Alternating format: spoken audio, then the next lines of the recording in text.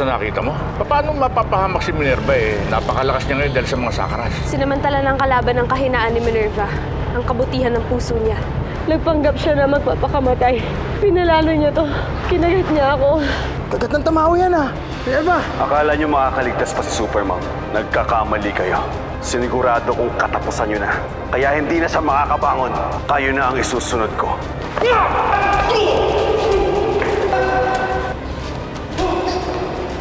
Ano ang lagay niya? Wala pa rin siyang malay. Tulungan niyo po yung apo ko. Sa totoo lang po, wala pa kaming experience sa paggamot sa kagat ng tamawo. But we will see what we can do. Napagtagumpayan mo ang hindi nagawa ni Greta. Natalo mo si Supermom. Ngayon, alam nyo na kung sino ang pinakamakapangyarihan. Kilala ko si Minerva. Ilang beses ko na siyang nakaharap. Malakas siya. Kaya niyang lampasan yan. Talagang concern kayo sa kanya, i-respeto niyo yung kondisyon niya. Ilang beses tayong protektahan ni Supermom. Baka naman ngayon, pwede natin siyang protektahan. Ang mangyayari, pag napanood siya ng mga manonood mo, pag nalaman nila kung sino si Supermom, Malalagay siya sa danger. Anong ibig niyong sabihin? Gusto niyong makaligtas si Supermom? Kung meron mang papatay kay Supermom, dapat ako yun. Dahil yan lamang ang paraan para respetuhin ulit ako ng mga liping tamaw. Dahil hindi mo kailangan sisihin yung sarili mo. May paniniwalang mga tao. Kapag oras mo nang lisanin tong mundo ito, wala na magagawa kahit na sino para baguhin yan. I'm sorry. Ginawa na po namin lahat ang aming makakaya pero wala na po siya. Pero marami pa siyang pwedeng tulungan. Siya si Supermom. Hindi pa siya pwedeng mamatay.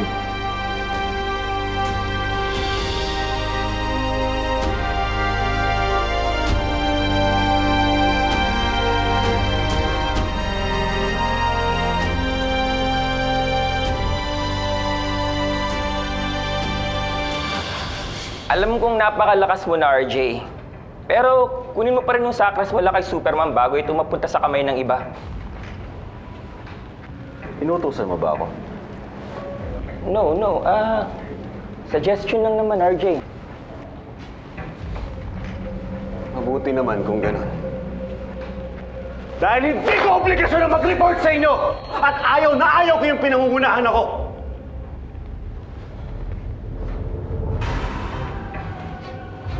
Now, if you must know, plano kong sugurin ang pamilya ni Supermom. Hinihintay ko na lang yung confirmation ng kamatayan niya. Dahil nasisiguro ko sa mga oras na ito, pumasok na ang kamandag ko sa kanya.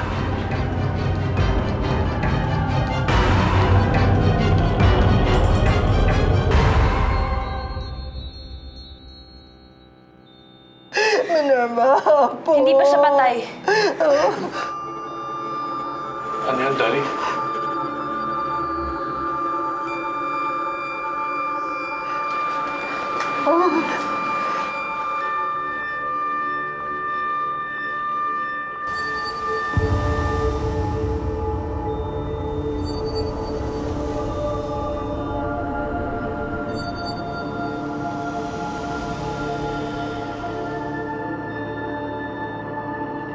Hindi pa lumilisan ang lakas diwa ni Minerva.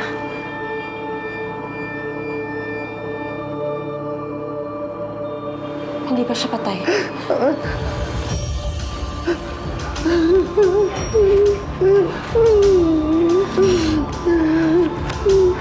Minerva.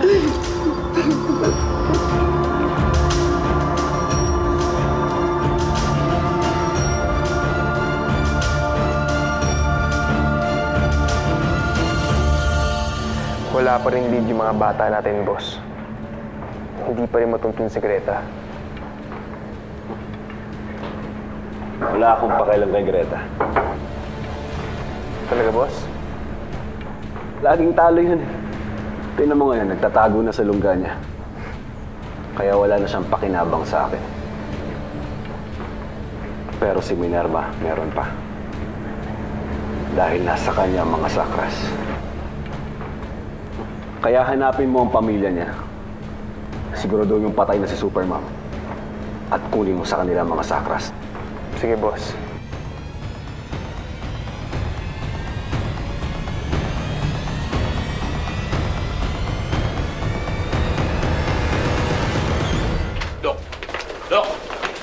mabuhay anak ko! What are you talking about? Wala nang blood pressure at hindi na huminga ang anak mo, Mr. Generala. I'm sorry, alam ko napakasakit pero kailangan tanggapin ang katotohanan.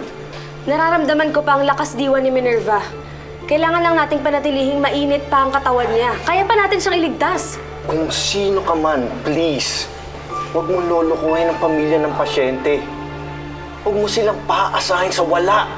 Mr. Generala, huwag mo siya sa pamaniniwalaan. Paano natin ililigtas ang anak ko?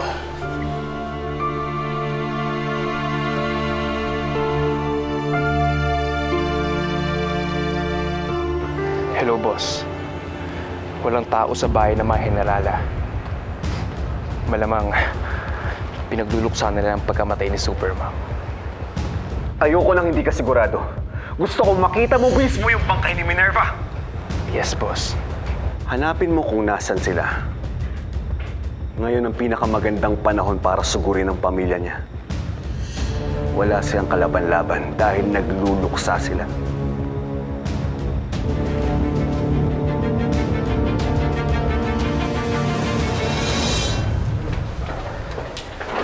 Dali, paano natin ililigtas si Minerva? Luwad ng paguli. Yun ang tawag sa mahiwagang tabla na gumigising sa natutulog ng diwa. Kagaya nung kay Minerva.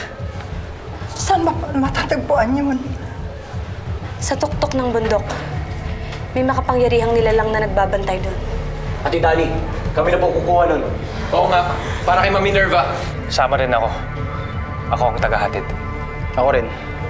Gagawin ko lahat para kay Minerva. Sandali lang. Ako ang ama ni Minerva. Ako sasama kay Dali. Mang Chaplain, mas makakabuti ko siguro kung dito na lang kayo.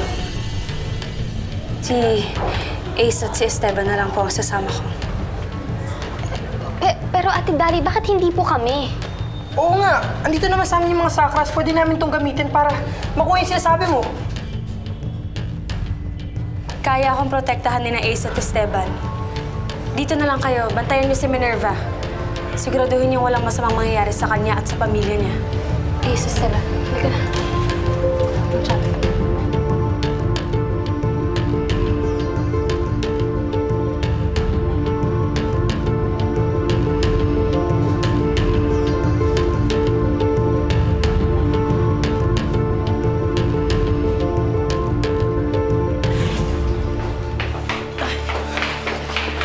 Dali, Ace, pwede bang magpapaalam lang ako kay Minerva?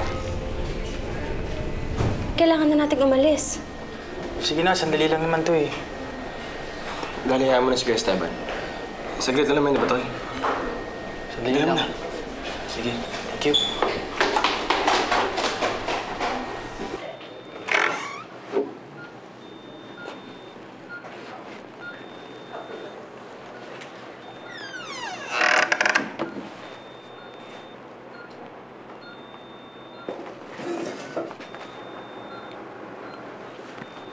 Hello, Minerva. Actually, hinabol kita kanina para ibigay sa'yo yung regalo ko eh. Binalot ko pa nga ng malaki para pagbukas mo matawa ka. Ito.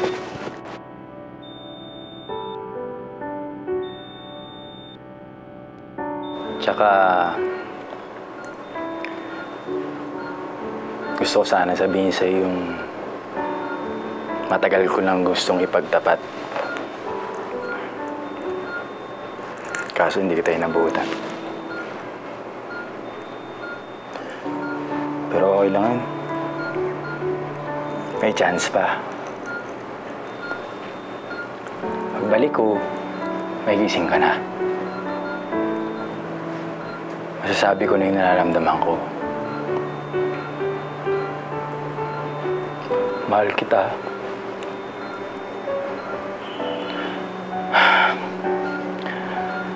Kaya sana gumising ka na. Para masabi ko sa'yo personal. Tsaka,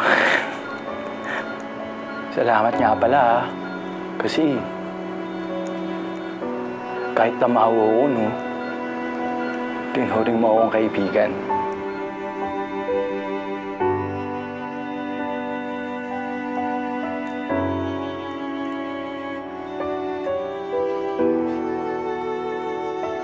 Minerva,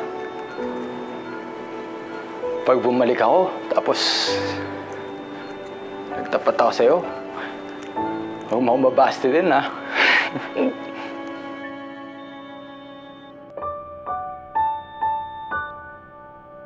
Love you.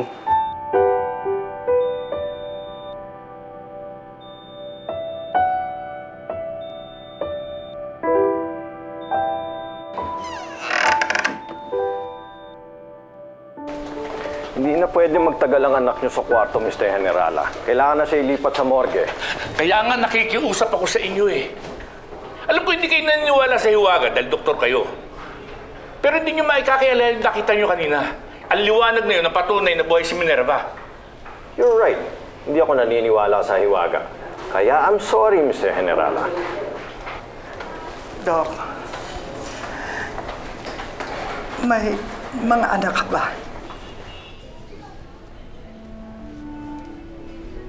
Magulang ka rin.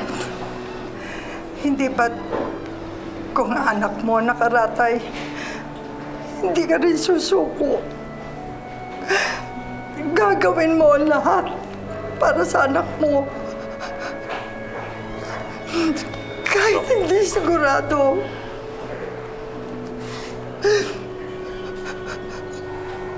Dok, parang awa mo na. Bigyan mo kami ng konting oras para iligtas si Minerva.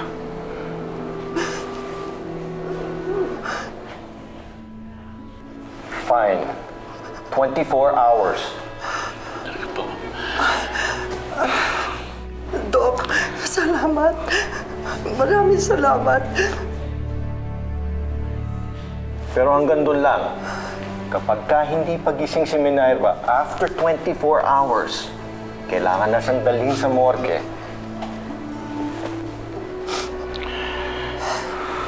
Excuse me po. Excuse me po. Chaplain.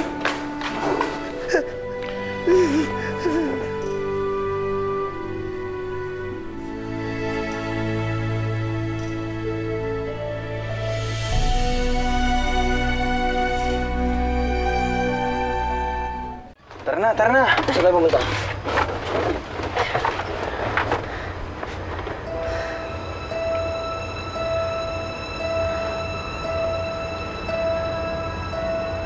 Sa dulo ng isang mahabang daan sa gitna ng kagubatan.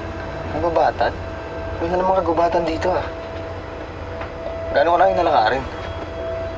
Hanggang pagsikat ng araw. Gano'n kalayo? Wala na tayong oras. Kailangan gawin ito para kay Minerva. Tol, alam ko, pero sana naman sinabi ni Dali na gano'n pala kalayo lalakarin natin. Mahiwaga ang luwad ng paghuli. Kaya hindi ito madaling mapasa kamay ng kahit na sino man. Tara na.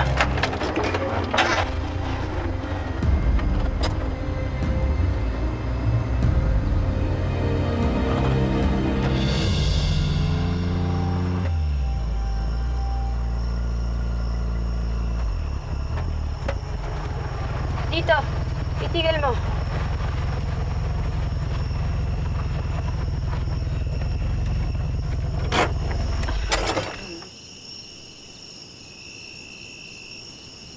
Dito tayo magsisimula. Parang hirap nito ah. Walang mahirap para sa taong mahal mo. Halika na, wala na tayong oras.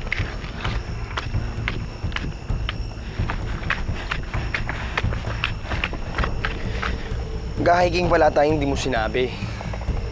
Wala tayong dalang gamit oh. Tapos di pa tayo kumakain. Hindi nga talaga ikaw sila Kandayo. Dahil sila Kandayo ay higit na malakas sa'yo. Kahit gaano pa kataas na bundok kaya niyang akyatin, maibigay lang sa akin ang pinakamagagandang bulaklak. At wala akong naririnig na kahit anong hinaing mula sa kanya. Pwede siya na. Alam mo, Dali, kaya ganun sila Kandayo kasi mahal ka nun. Kahit anong nilalang pa, tao o tamao, gagawin ang lahat para sa minamahal niya. Sundan niyo ako. Ginagawa mo to para kay Minerva, no? Obvious ba? Tinatanong pa ba yun? Tara na. Uy! Tulas ah.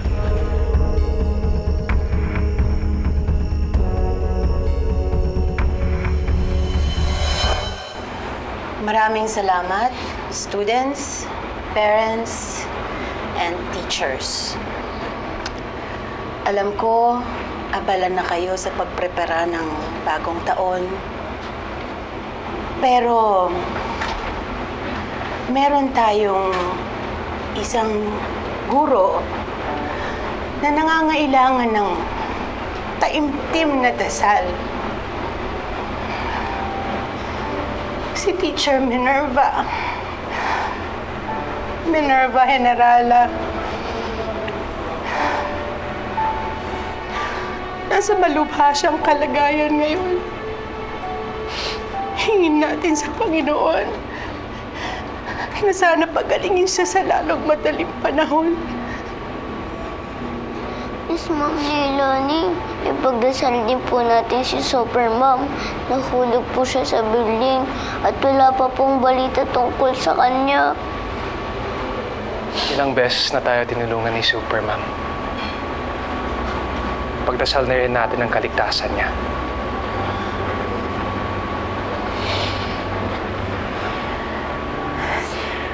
Sa ngalan ng Ama, ng Anak, ng Espiritu Santo. Amen. Panginoon, kami po'y nananalangin sa inyo na sana'y tulungan niyo po ang aming kasamahan na si Minerva Generala. Pagalingin niyo po siya. Ganun din po para sa aming tagapagtanggol na si Supermom. Kung nasaan man po siya ngayon, sana'y nasa maayos siyang kalagayan at ligtas. Sa ngalan ng Ama, ng Anak, ng Espiritu Santo. Amen. Amen.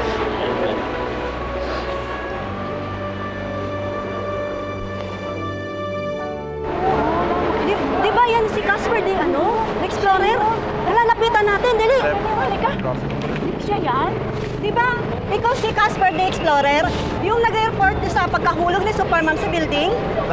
Oo. Ako nga. Kumusta na siya? Nasaktan ba siya? Nakilala ba niyo kung sino pa talaga siya? I'm sorry. We just don't have the answers for you right now. Wala.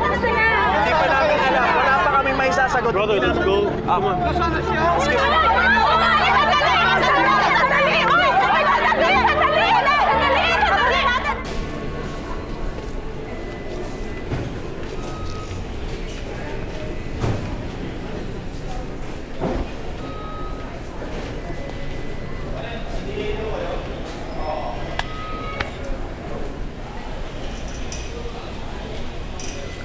Guys, damag na tayong gising.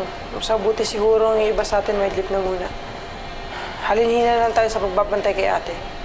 Kami na lang muna ni Dina yung matutulog, ha?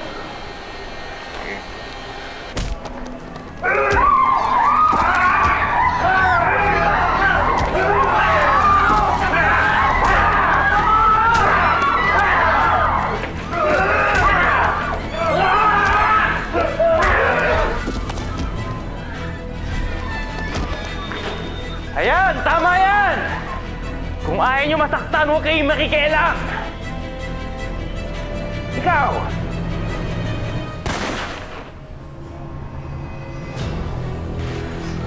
Baril yun ah! Mukhang di pa tayo pwede matulog. Tara! Tara!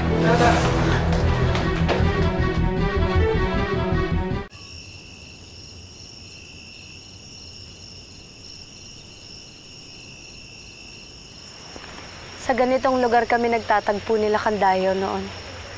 Napakasaya namin. Oo, nag-gets na namin. Sweet na sila Candayo sa'yo. Pero nandito tayo para kay Minerva. Sabihin, hindi ba na sinasabi mo?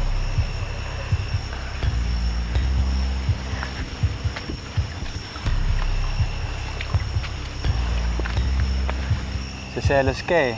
Magsiselos talaga. Oo, siselos ka eh. No. Higa.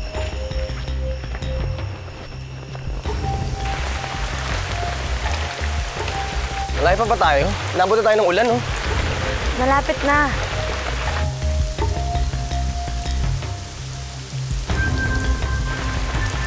Ang luwad ng paghuli.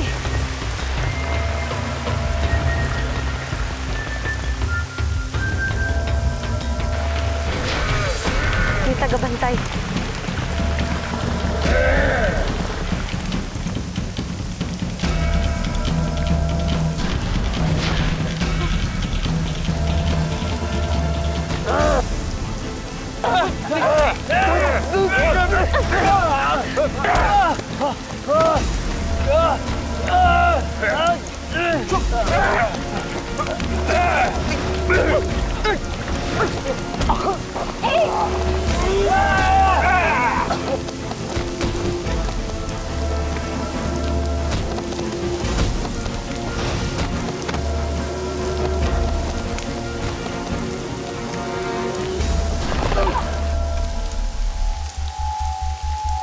Wala.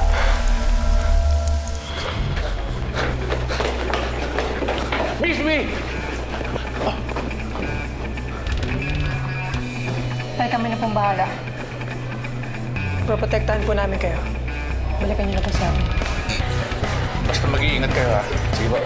Salamat sa ginagawa mo para sa atin. Sige. Tara.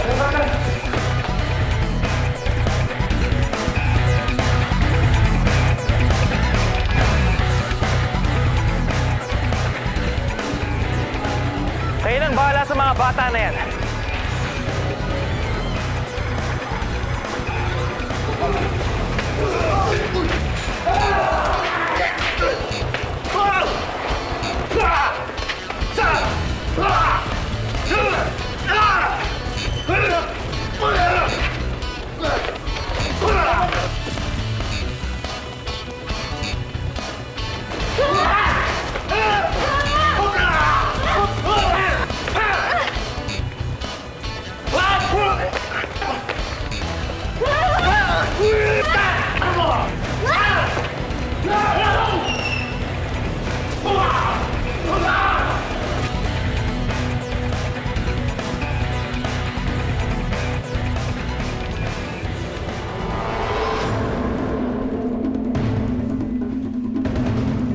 Ako harapin mo!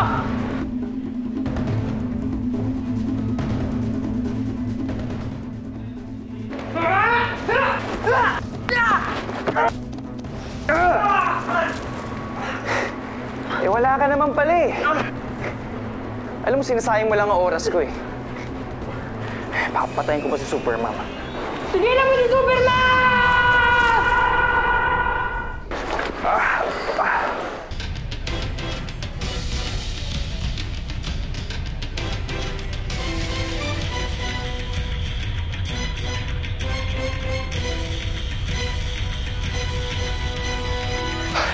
Saan punta? Wala. Mukhang di tayo tatantanan ng bantay na to. Paano natin makukuha yung luwad ng pag-uli?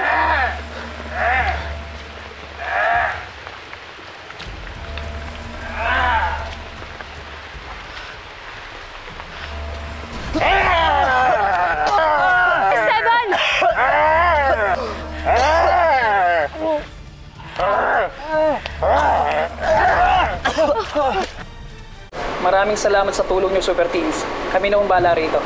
Wala po naman, sir. Problema po, sir. Salamat po sa inyo.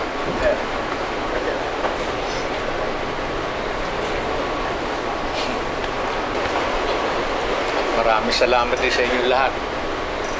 Ako sa inyo ang kaligtasan na anak ko. Wala naman po. No problem po, Ma'am Chaplain. Actually, hindi naman po kami yung tumalo sa masamang tao na papunta kay Ma'am Minerva eh. Si Bixby po yun. Tsaka na-discover niya na po yung powers niya. Guradong proud na proud sa'yo ang ate mo. Sana nga po, Tay. Buti nga po, ngayon alam ko na kung ano yung powers ko. Sana gumising na si ate. Gusto ko na pong pakita sa kanya.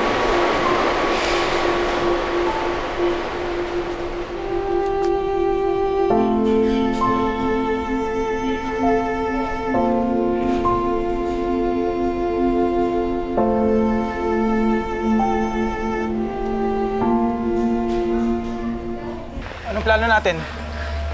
Hindi basta-basta ibibigay ng bantay ang luwad ng walang kapalit. Ano ang alin natin? Hindi naman tayo handa dito eh. May dala ako dito. Pwede itong ialay. Kaso, regalo ko to kay Minerva eh. Pinag-ipunan ko tong kwintas na to eh. Kasi bibigay ko to pag nagtapat ako sa kanya na nararamdaman ko eh. Tol, mas importante yung buhay ni Minerva. Kaya ibigay mo na!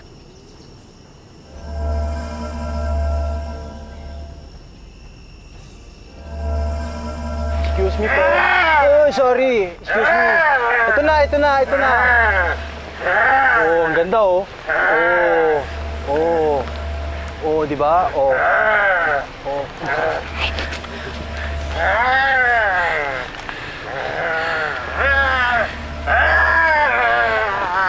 Kailangan lang natin hintayin kung tatanggapin niya yung alay mo. Uy! Natuwa siya sa alay mo, Kuya Esteban.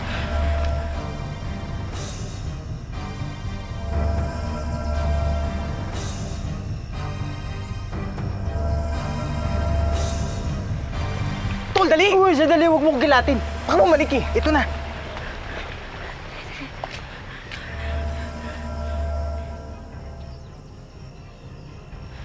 Kailangan lang natin tumadala kay Minerva. Kailangang manatiling buhay si Minerva dahil kung hindi, sira ang plano ko kay Avenir. Oh, ano yan? Tapos ng Halloween, di ba? Ang weird naman ng team ng party nila. Ano ba yan? Patabaho. Oo nga, no. Dali, bakit? Parang may mali. Parang Josie? Pero di ba, patay ka na? Ay! Ano? Ay! Ay! Michelle? Michelle! Michelle, anak ko! Michelle! Esteban! Si Minerva! Ah!